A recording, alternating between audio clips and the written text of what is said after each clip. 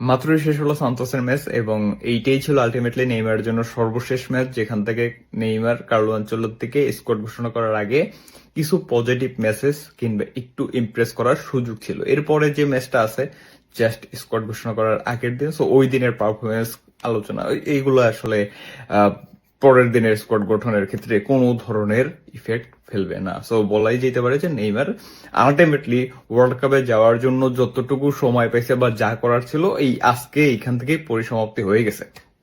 এখন কথা হলো যে নেইমার আলটিমেটলি কতটুকু কি করতে পারলো। আমি পার্সোনালি যেটা মনে করি সেটা হলো যে নেইমার ওয়ার্ল্ড কাপে যাওয়ার জন্য যা যা করা উচিত ছিল নেইমার সেটা করছে। নেইমার কোনো ত্রুটি রাখে নাই, নেইমার হ্যাজ ডান এভরিথিং। আপনি একদম প্রসেসটা চিন্তা করেন, এই আজকের যে দাঁড়ায় আছেন ঠিক 1 মাস আগের নেইমারের কথা চিন্তা করেন, আকাশ আর পাতাল তফাৎ।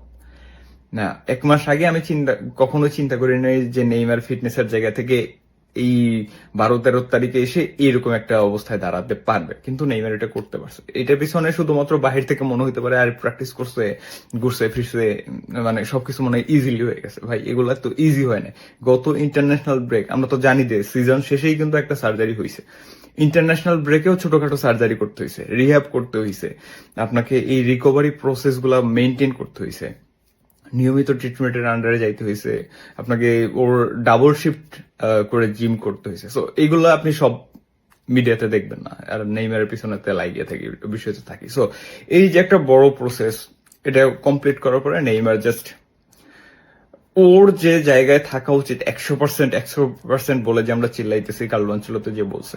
তো কার্লো আনচেলত্তি যদি মনে করেন যে নেইমার 100% ফিল করতেছে এরকম হইলেই হবে, আর কোনো কোয়েশ্চেন থাকে না, আর কোনো সুযোগই থাকে না যে নেইমারকে আমি কল করবো না। ওই জায়গাটা মানে কার্লো আনচেলত্তির ওই মানে পয়েন্ট যে 100%-এর পয়েন্টটা যদি এইরকম হয়, আর উনি যদি মনে করে থাকেন যে না নেইমার 100% যেটা এখন আছে এই 100% আমি খুশি হইতে পারতেছে না, তাইলে আমি আপনার কল করতে হবে না। এই হলো অবস্থা। কার্লো আনচেলত্তি যদি মনে করেন যে নেইমার নিজে ফিল করতেছে 100% ফিট, দেন কল করবে। যদি কার্লো আনচেলত্তি মনে করে যে নেইমারের 100% ফিট হওয়ার দরকার নেই, আমার কাছে মনে হইতে হবে ফিট, দেন আলাদা কোয়েশ্চেন। ঠিক আছে, এই হলো অবস্থা। সো নেইমার ওর জব করে ফেলছে, নেইমার হ্যাজ ডান এভরিথিং, কিছু লেট নেই, কিছু বাকি নেই আসলে। নেইমারের জন্য যতটুকু করা উচিত ছিল, নেইমার যতটুকু করতে পারতো সবকিছু করে ফেলছে। এখন কথা হলো যে মিডিয়ার যে বিষয়টা, এটা একটু বলি যে কিছুক্ষণ আগে দেখবেন যে ব্রাজিলের মিডিয়া লাগবে নেইমারের কোনো চান্সই নেই, সুযোগই নেই, নেইমার থাকবে না, সম্ভাবনা খুব কম। এটা তো আপনারা গতকালকেও রিপোর্ট দেখছেন। আবার একটা ম্যাচে একটু ভালো খেললেই দেখবেন যে নেইমার স্কোয়াডে থাকবে একেবারে নিশ্চিত। সো বিষয়টা এমন যে ব্রাজিলের মিডিয়া সবসময় এইরকমই তালবাহানা করে, তারা সকালে এক খবর লেখে, বিকেলে আরেক খবর লেখে, মানে নেইমারকে নিয়ে লিখলেই তো এটা নিয়ে আলোচনা হবে, তাই না? সো কার্লো আনচেলত্তি যেই ডিসিশনে নিক বা নিয়ে থাকুক সেটা উনিই জানেন, সিবিএফ এর কিছু লোকজন জানে, হয়তো বা ওনার আশেপাশে কিছু লোকজন জানে, কিন্তু মিডিয়ার পক্ষে আসলেই এই মুহূর্তে কিছু জানা সম্ভব না।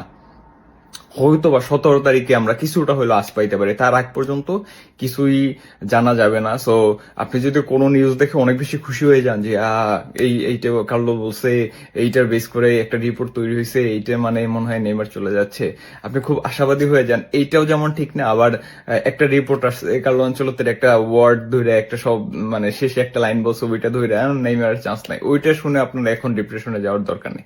আপনি অবশ্যই এইটা ফিল করতেছেন যে বুকটা যে দুক দুক করতেছে বা কি হবে না না হবে, ওই যে একটা শঙ্কা, এটা ডেফিনেটলি আছে, এটা নেইমারের ভিতরেও কাজ করতেছে। ঠিক আছে, সো আমাদের এখন অপেক্ষা করার ছাড়া কিছু নাই, আমাদের জাস্ট দেখতে হবে যে কার্লো আনচেলত্তি কি করে। আর যদি প্রে করার জায়গা থাকে সেটা হলো যে 17 তারিখ যে ম্যাচটা আছে, যেহেতু ডিসিশন আজকের পরে মেড হয়ে যাবে, সো 17 তারিখের যে ম্যাচটা আছে ওইটাতে যেন নেইমার ফিট থাকে, এইটাই প্রে করার জায়গা। এইটা কি আমরা যদি সারাদিনও প্রে করি যে নেও নেও নেও, এটা কিছু হবে না।